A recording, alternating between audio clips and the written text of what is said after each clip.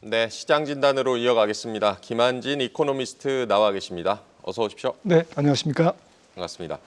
박사님, 먼저 지난밤 뉴욕 증시에 좀 관망세가 감지가 됐고 우리 시간으로 오늘 밤 나올 고용 보고서에 대한 경계감으로 좀 해석이 됐는데요. 고용 보고서는 어떻게 나올 것으로 전망하고 계십니까? 네, 지금 시장 컨센서스는 뭐 한 17만 8만, 뭐 17만에서 한 19만 사이로 보이는데요. 네. 좀 뭐 시청자분들이 좀 낯설게 느끼실지 모르겠습니다만은 작년 2월에도 고용 지표가 연간 수정이 한 번 있었습니다. 네. 그래서 이거는 이제 인구의 변화라든지 또 불법 체류자라든지 이런 것들 때문에 가계조사에서 여러 가지 이제 통계가 조작은 아니고요. 이제 한번 이렇게 정리하는 그런 게 항상 2월에 있었기 때문에 사실은 뭐 다른 얘기가 되겠습니다. 연준 입장에서는 네. 조금 더 이렇게 추세성이라는 측면에서 지금 1월 고용 지표에 조금 뭐 이렇게 큰 무게를 두지는 않을 것 같습니다. 예상은 뭐 한 17, 8만 개 정도고 실업률은 이제 조금 가계조사 인구가 좀 늘었기 때문에 살짝 올라갈 가능성이 있습니다. 0.몇 %포인트 좀 올라갈 가능성이 있고요. 그리고 시장에서는 아무래도 지금 이제 국채 금리가 살짝 낮아지긴 했습니다만은 고용 지표가 발표되면서 아무래도 이제 임금 상승률 쪽에 조금 더 이번에는 포인트를 두지 않을까. 그래서 시간당 임금 상승률이 지금 0.3% 전월 대비 계속 그렇게 이제 거의 북박이로 0.3% 증가로 지금 매달 나오고 있는데 지금 1월 고용 지표에서도 임금 상승률이 그 정도 나올 것으로 예상이 되는데 혹시 그것보다 조금 더 많이 튀면 조금 시장이 좀 금리 상승으로 이어지지 않을까라는 우려는 있는데 지금 아무래도 이제 캘리포니아 산불이 지금 고용 지표에 조금 묻어 있기 때문에 아무래도 1월 고용 지표까지는 캘리포니아 쪽에서의 고용 감소 물론 이제 동부 쪽은 괜찮습니다만은 그래서 여러 가지로 이제 통계적인 소음이 많은 1월 고용 지표다. 하지만 전체적으로 정리하자면 임금 상승률에 조금 더 초점을 둘 거고 그리고 전반적으로는 고용 시장이 지난 FOMC 끝나고 파월 의장이 얘기했듯이 여전히 좀 그 강한 편이다. 식구는 있지만 강하다. 이런 정도의 톤으로 나올 것 같습니다. 네, 이번 고용 보고서가 통계적인 소음이 좀 있을 수 있지만 임금 상승률에 주목해 볼 필요가 있다라고 짚어주셨습니다.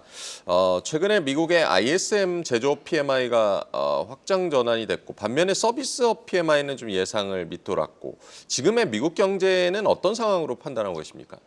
네, 뭐 성장률로 표시되는 미국 경제는 너무 좋고요. 작년에 2.7%로 추정되니까 추세 성장률, 잠재 성장률보다 거의 뭐 0.78%포인트 웃도는 그러한 이제 높은 성장률이 유지가 되고 있고 지금 올해 들어서 상반기도 뭐 가봐야 알겠습니다만은 지금 아틀란타 연은이라든지 이런 GDP 나오를 보면 뭐 거의 뭐 2%대 중후반을 지금 뭐 1분기는 3.7%로 지금 예고되고 있죠. 너무 서프라이즈한데 아무튼 조금 내려오겠지만 그래도 2%대 중후반은 지키지 않을까 이번 상반기에 그렇다고 본다면 미국 고용 지표는 전체적으로 좋은데요.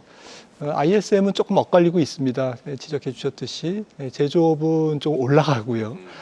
작년 5월인가 5월 이후에 처음으로 지수가 조금 많이 튀었고 좋은 쪽으로요. 그리고 지금 특히 신규 주문 쪽이 좋았습니다. 지금 ISM 제조업의 신규 주문은 우리나라 이제 수출 선행 지표로서 참 의미가 있거든요. 근데 아무래도 이제 미국도 제조업이 조금 활발한 이유는 경기가 장기적으로 좋은 상태가 유지되기 때문에 그런 부분도 있고 또 신규 주문이 조금 증가한 부분은 아무래도 관세 인상이 있기 전에 미리 이제 중국이라든지 우리나라, 일본 쪽에서 밀어내기 수출이 좀 많았기 때문에 그들의 이제 주문 지수가 조금 올라간 게 아닌가 이렇게 추정을 해서 이것도 뭐 추세적으로는 좀 지켜봐야 되겠습니다만 아무튼 서비스업이 조금 약간 차분해지긴 했지만 여전히 뭐 기준선인 50 위에 52.1에서 지금 움직이고 있을 정도로 서비스업 괜찮고요. 제조업 나빴는데 최근 좋아지는 모습을 보이고 있고 서비스업, 제조업 이게 양쪽에 다 좋으면 양쪽으로 다 좋으면 상반기 미국 경제 성장률은 말씀드렸듯이 2%대 중반은 조금 너끈히 달성할 수 있는 것이 아닌가라는 쪽에 조금 더 조금 무게가 실리고 있습니다. 서비스업이 여전히 괜찮고 제조업 지표도 좋아지고 있고 상반기 미국 경제가 2% 중반의 성장률을 달성할 수 있다. 낙관적인 전망을 해주셨고요. 미국 경제 지표들이 이렇게 전반적으로 양호하다 보니까 연준 같은 경우도 좀 금리 인하에 여전히 좀 신중한 태도인 것 같은데요. 연준 같은 경우는 당분간 신중론을 이어갈까요? 어떻게 보십니까? 네, 그렇습니다. 연준 입장에서는 경기가 좋기 때문에 섣불리 금리를 조금 손대지는 않을 것 같고요. 네. 그래서 언제까지 좀 금리 인하를 좀 미룰 것인가라는 부분에서는 뭐 한두 가지 포인트가 있는데 첫 번째는 앞서 말씀 나눈 고용 지표가 조금 추세적으로 그러니까 이런저런 소음이 조금 제거된 네. 그러한 상태, 특히 캘리포니아 산불 영향도 조금 제거된 상태. 그러다 보면 적어도 한 앞으로 2, 3개월 정도의 추세를 조금 확인하고 싶어 할 것 같고요. 특히 미국 경기에 지금 베이스가 높아져 있기 때문에 임금 상승률을 조금 좀 지켜보려고 할 것 같습니다. 임금 상승률이 그래도 떨어지는 방향인지. 고용 시장이 지금 많이 식구는 있습니다만은 절대 수치가 약한 건 아니거든요. 실업자 한 명당 유효 빈 일자리 수가 아직까지는 1.1개이기 때문에 거의 노동의 수요와 공급이 일치하고 있다라는 그러한 의미인 것이죠. 네. 그러니까 이게 조금 더 안 좋아져서 금리를 인하해도 전혀 이상이 없다. 혹은 금리를 인하해야 될 필요성이 조금 더 증가했다라는 것이 연준으로 하여금 금리 인하의 명분을 조금 제공하게 만드는 트리거가 될 텐데 그걸 확인하려면 지표상 확인하려면 적어도 1분기는 지나야 될 것이다라는 것이고요. 또 한 가지 연준의 통화 정책의 포인트는 결국에는 이번 트럼프 정책이 인플레이션을 얼만큼 자극할 것인가에 대한 부분인데 물론 이제 파월 의장은 지난번에 기자회견하면서 우리가 그것을 예단해서 미리 판단하지는 않겠다라고 했지만 아무튼 지금 뭐 USTR 미국 무역대표부라든지 상무부의 보고서가 4월에서 5월 이 정도에 이제 발표가 됩니다. 네. 그래서 관세를 부과하는 법적인 근거 또 확장 무역법 201조라든지 이러한 그 법 조항에 어떻게 이제 그 적용을 할 수 있는지에 대한 조금 법적 근거 또 상대국 관세를 매겨야 되는 상대국의 불공정 무역 행위 이런 것들이 이제 종합적으로 보고가 되는 시점이 이제 4월에서 5월이기 때문에 그게 이제 나와야 어느 정도 지금 이제 트럼프가 여러 가지 관세 정책을 쏟아내고 있습니다만은 이거는 조금 정제되지 아니한 그리고 약간은 협상용인 그런 분위기이기 때문에 조금 더 정제된 무역 정책 또 관세 정책의 청사진이 나오는 시점 그러다 보면 4월이 넘어가야 될 것 같고요. 그렇다고 보면 5월 금리 인하는 조금 바쁘다라고 생각을 해서 빨라야 6월 27일 FOMC 때 올해 첫 번째 만약에 금리 인하를 한다면 빨라야 6월 FOMC가 되지 않을까 이렇게 예상하고 있습니다. 네. 트럼프의 정책이 조금 더 뚜렷해져야 연준의 움직임을 우리가 예상할 수 있다라고 전망을 해주셨고요. 그동안 연준은 고용과 물가 이 두 가지 목표를 강조를 해왔는데 트럼프 취임 이후에 불법 이민자 지금 추방을 하고 있고 반이민 정책이 미국 고용 시장에는 어떤 영향을 줄 거라고 보십니까? 사실은 굉장히 걱정을 많이 했었죠. 지금 2022년 통계만 해도 한 1,200만 명 정도의 불법 이민자가 있기 때문에 네. 그 중에 절반이 이제 멕시코고, 그 다음에 뭐 인도, 중국, 뭐 인구 많은 나라들의 불법 이민자가 상대적으로 많습니다. 그런데 이게 건설업, 뭐 농업, 서비스업, 접객 모든 분야에 지금 뭐 서류 미비 근로자, 외국인 근로자들이 있기 때문에. 네. 이게 이제 동시에 불법 이민자가 추방될 경우에 인플레이션에 영향을 줄 수밖에 없는 것은 이제 자명한 사실인데 과연 그렇게 보여주기식 이상을 넘어서 미국의 인플레이션, 임금 상승 인플레이션을 유발할 정도로 그렇게 쫓아낼 거냐, 불법 이민자를. 그런 측면에서는 조금 이제 시장의 시각은 그렇지는 않을 것이다라는 것이죠. 아무래도 이제 단계적으로 조금 경제에 영향을 조금 이렇게 소화시키면서 조금 점진적으로 불법 이민자 추방이 일어나지 않을까 이렇게 생각을 하고 있고요. 네. 특히 이제 그 전체적인 관세 정책이랑 이런 불법 이민자 이런 부분들이 트럼프 일기 때 보면은 사실은 인플레이션을 그렇게 크게 유발하지 않았습니다. 이거는 이제 그 중국만 해도 인플레이션 관세율이 굉장히 트럼프 일기 때 2018년부터 관세율이 이제 폭등했는데 그럼에도 불구하고 이제 위안화 절하라든지 네. 이런 걸 통해서 중국이 흡수한 거죠. 그러니까 관세를 부과당한 국가가 이 인플레이션을 사간 것으로 이제 우리가 해석을 할 수가 있습니다. 그래서 실제로 중국으로부터 수입하는 수입 물가가 그렇게 일기 때도 오르지 않았습니다. 네. 그래서 이러한 관세 그리고 불법 이민자 문제 이런 걸로 인해서 트럼프의 여러 가지 정책으로 인해서 인플레이션이 크게 튀지는 않을 것이다라고 보는 게 아무래도 일기 때 우리가 조금 상황을 이제 참고해서 본다면 그렇게 보는 게 맞지 않을까 싶습니다.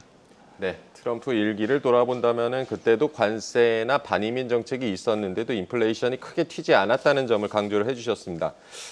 관세와 관련해서는 아무래도 미국과 중국이 어떻게 이제 관세 전쟁이 펼쳐질 것인가가 궁금해지는데 일단 10% 추가 관세는 발효가 됐고 중국은 또 보복 관세, 뭐 수출 통제 조치를 내놓고 맞불을 놨는데요. 미중 무역 전쟁은 앞으로 어떻게 될 거라고 전망하십니까? 아무래도 미국은 이번에 트럼프 정부는 중국을 때리기 위한 그런 정책을 지속적으로 집요하게 내놓을 가능성이 높다라고 보는 게 맞을 것 같고요. 네. 그렇다고 본다면 결국에는 그들의 스케줄대로 미국 그 행정부의 스케줄대로 따박따박 관세율을 올릴 것이다. 대중 관세는. 그래서 그 부분을 의심할 필요는 없다라는 생각이고요.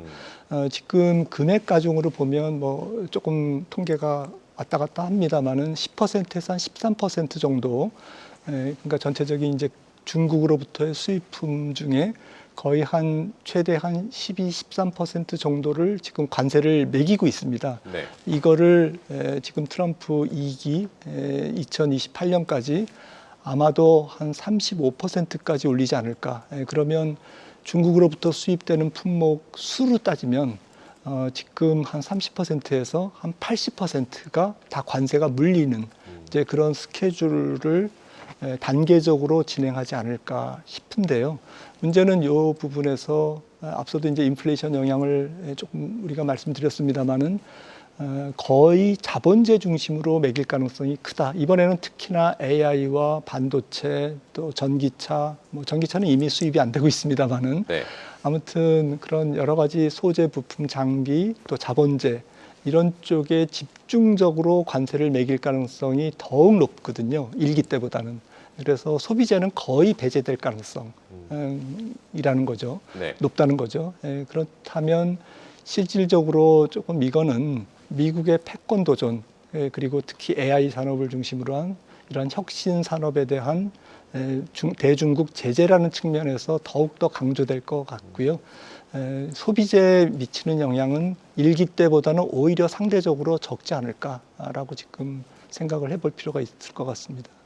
네, 어쨌든 중국과 뭐 EU가 트럼프의 관세 폭탄에 지금 맞대응을 예고를 하고 있고 뭐 이렇게 전 세계적으로 이제 무역 전쟁이 심화가 된다면 과거에도 우리 증시가 심각한 타격을 입기도 했었는데 전 세계 경제 전체에도 당연히 악영향을 줄 거라고 봐야겠죠. 네, 맞습니다. 당장 액면 그대로 뭐 캐나다와 멕시코 25% 관세가 4년 내내 유지된다고 하면 우리나라 멕시코하고 캐나다에 진출해 있는 기업이 500개가 넘는데 네.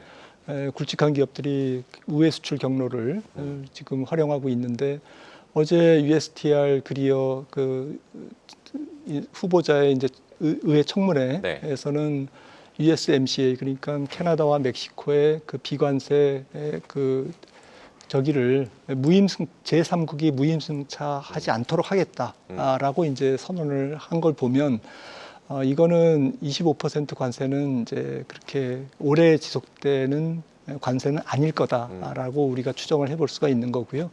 문제는 이제 뭐 지금 그 처음 첫 단추를 꿰는 USMCA, 멕시코, 캐나다 25% 관세라든지 지금 중국의 10% 관세 이 부분이 문제가 아니고 네.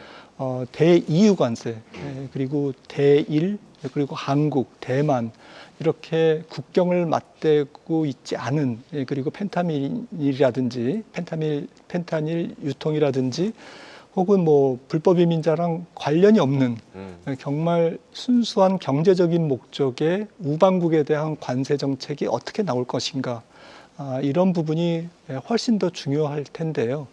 아무래도 보편 관세를 그렇게 크게 때리기에는 그들도 미국도 부작용이 크기 때문에 그리고 관세를 때리면 결국에는 보복 관세를 또 맞아야 되고 그렇다면 뭐 테슬라라든지 애플이라든지 미국의 많은 빅테크들이 해외에서 일으키는 영업이익이 거의 뭐 평균적으로 나스닥 기업들 같은 경우에 50%가 되거든요. 그렇다고 보면 그렇게 부정적인 부메랑 효과를 온몸으로 그렇게 감당하면서 우방국의 높은 관세율을 때릴 것인가라는 부분은 그렇게 생각하기에는 조금 그렇게 까지 생각할 필요는 없다라고 생각한다면 지금의 관세에 대한 공포는 조금 지나친 감이 있다.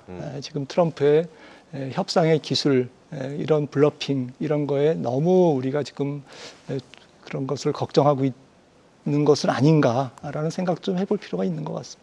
네, 작년 그 미국의 무역 적자 규모가 최근에 엊그제 발표가 됐는데, 우리 같은 경우도 9번째 정도 무역 적자국으로 순위를 올렸는데, 우리 기업들로서는 앞으로 이제 무역 전쟁 관세 부과가 부담이 될 테고, 한국에 대한 관세는 어떻게 전망을 하고 계십니까?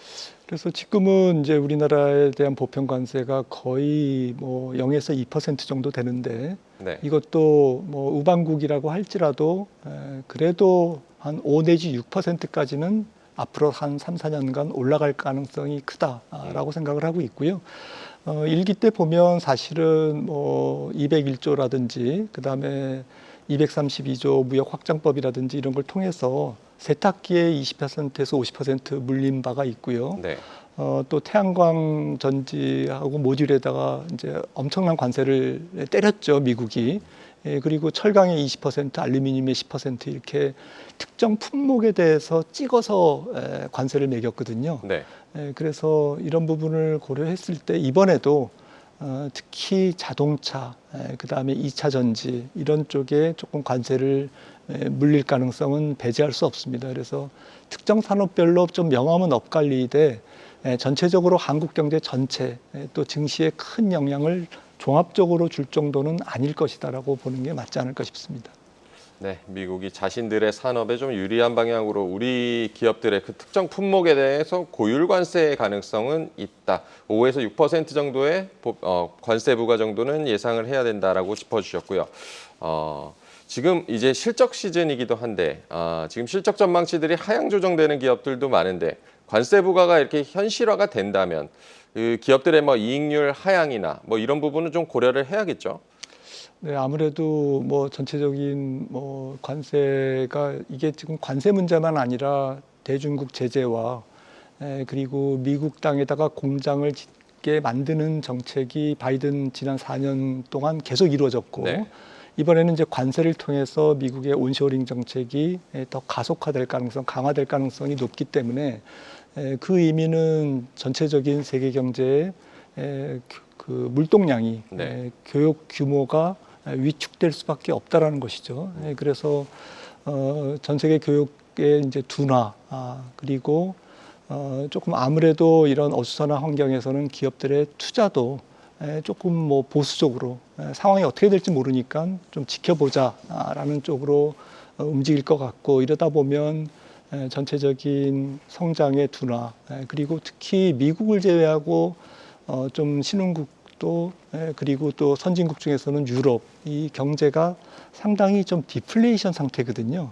미국은 살짝 인플레이션을 우려할 정도의 경기 호황이지만 네. 나머지 국가는 선진국, 신흥국 할 거 없이 특히 신흥국은 중국을 비롯해서 경기가 조금 디플레이션적인 상태로 지금 움직이고 있는데 가뜩이나 이런 관세 정책, 교육 위축 이런 것들은 수출 중심 국가들에게 굉장히 불편함을 끼칠 것 같습니다. 올해뿐만 아니라 내년까지 혹은 뭐 앞으로 트럼프 2기 4년 내내 그렇게 조금 불편을 끼칠 가능성이 있기 때문에 이런 것들을 종합해서 봤을 때는 전체적으로 세계 경제가 조금 위축 국면으로 가는 것이 확실하다라고 생각한다면 조금 기업 실적도 거기에 맞춰서 우리나라 기업 실적도 상당히 물론 이제 업종별로 또 기업별로 조금 격차는 있겠습니다만은 이거를 전체적으로 모아봤을 때는 기업들의 실적이 조금 위축될 가능성이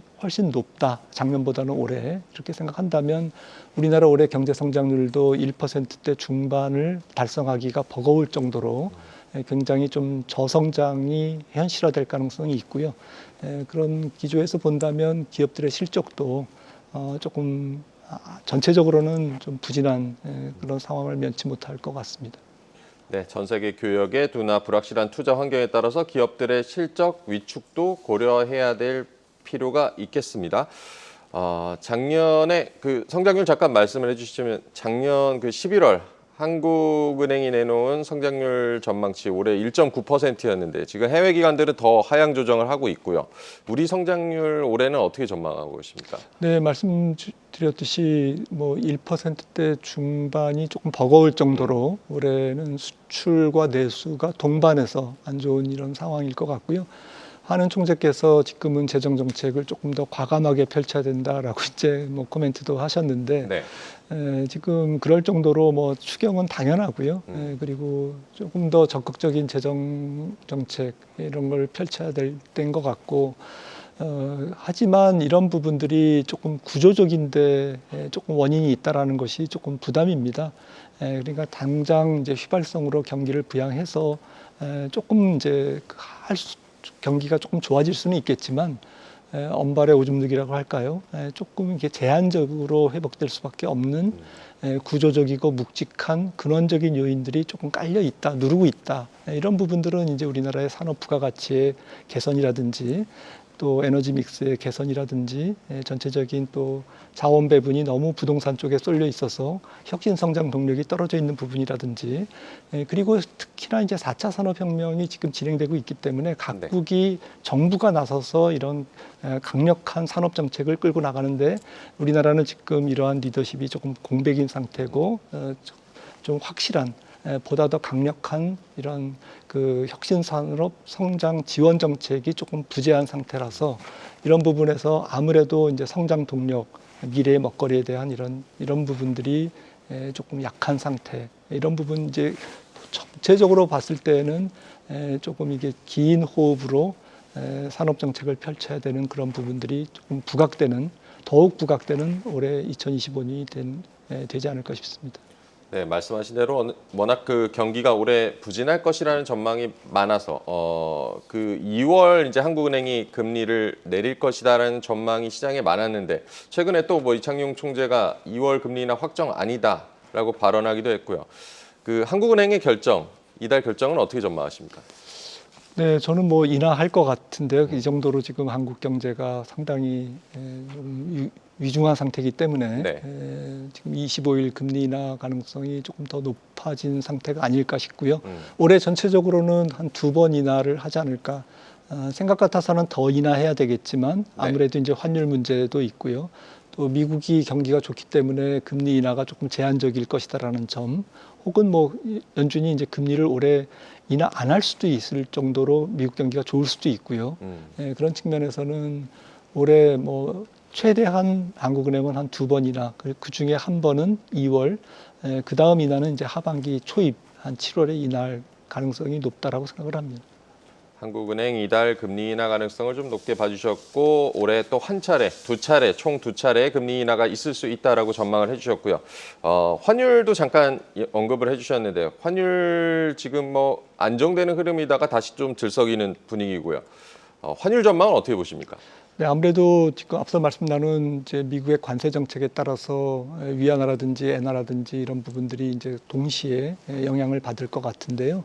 일기 때하고는 좀 확실하게 다른 게 일기 때는 2018년에 이제 아시아 통화들이 전부 다 원달러를 비롯해서 한 15% 평가가 절하됐습니다. 달러도 마찬가지로 한 15% 절상이 됐고요. 근데 이번에는 사실은 지금 코로나 이후에 2022년을 지나오면서 연준이 금리를 많이 올리는 바람에 지금까지 달러 인덱스가 거의 한 35% 올랐거든요. 그래서 주변 통화국 상대적으로 반대쪽 통화들이 굉장히 많이 그 평가가 절하된 상태에서 지금 관세 정책을 기다리고 있습니다.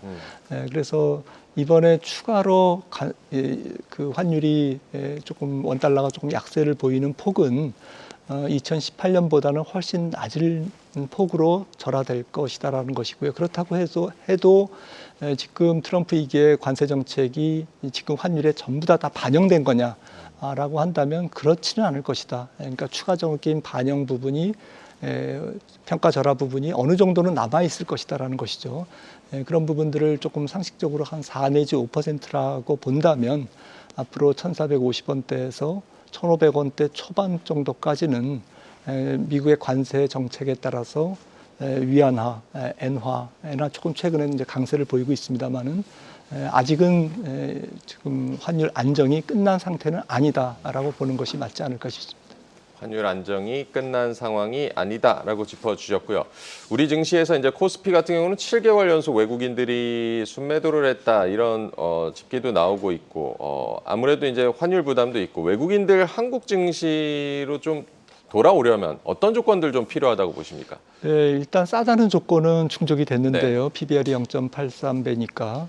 그래서 이제 지속적으로 조금 들어오기는 할 것 같습니다만은 지금보다는 더 강력한 수준으로 물밀듯이 들어오는 시점이 언제일까라고 본다면 아무래도 이제 관세 정책에 대한 불확실성이 조금 제거된 다음에 그러니까 환율에서의 리스크가 거의 다 이제 해소될 때 더 이상 환율 절하는 없다.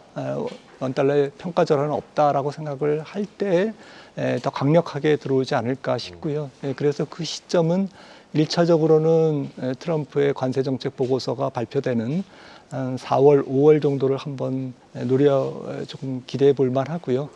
그때 만약에 환율이 더 움직이면 그 이후 아마도 연 중반 정도에 외국인들은 지속적으로 조금 순매수로 완전히 전환돼서 뭐 그렇게 예전처럼 강력한 매수는 아니더라도 적어도 이제 순매도는 조금 끝나는 그러한 조금 흐름의 변화를 기대해 볼만하지 않을까 싶습니다. 네, 관세 정책에 대한 불확실성이 해소될 때 외국인들이 들어올 수 있다라고 짚어주셨고요. 지금 뭐 여러 가지 이제 자산 시장도 좀 등락을 거듭하고 있고 금값도 뭐 지속적으로 사상 최고치 경신하고 있고 당분간은 이 위험 자산보다는 좀 안전 자산 쪽에 관심이 필요할까요? 어떻게 조언해 주시겠습니까? 네, 2023년 4년 연속해서 미국 주가가 20%의 중후반으로 올랐기 때문에 올해는 미국 증시가 올라도 제한적으로 오르거나 아니면은 빠졌다 올라갈 가능성이 높고요. 그렇다고 보면 우리나라를 포함한 여러 글로벌 증시의 수익률을 그렇게 높게 지금 기대하고 우리가 시장에 임하기에는 조금 어려움이 있다라는 현실을 좀 직시한다면 아무래도 조금 예년보다는 작년보다는 조금 안전자산 비중을 계속 높여가는 전략이 필요할 것 같고요. 금 투자는 지금 금이 많이 올랐습니다만은 좀 긴 호흡에서는 금은 뭐 조금 이렇게 급등하는 그러한 자산은 아니지만 꾸준하게 특히나 이제 조금 자산이 많으신 분들일수록 금 비중을 계속적으로 높여가는 그러한 전략이 좋을 것 같습니다. 미국의 통화 증발이 여기서 멈출 가능성이 없기 때문에 그런 것이죠. 네, 작년보다는 안전자산의 비중을 늘려갈 필요가 있다. 금도 장기 투자가 유망하다라고 짚어주셨습니다. 오늘 김한진 이코노미스트와 얘기 나눠봤습니다. 고맙습니다. 계속해서 다양한 경제 이슈를 알고 싶다면 구독과 좋아요, 알림 설정 부탁드립니다. AI 캐스터 권미정이었습니다.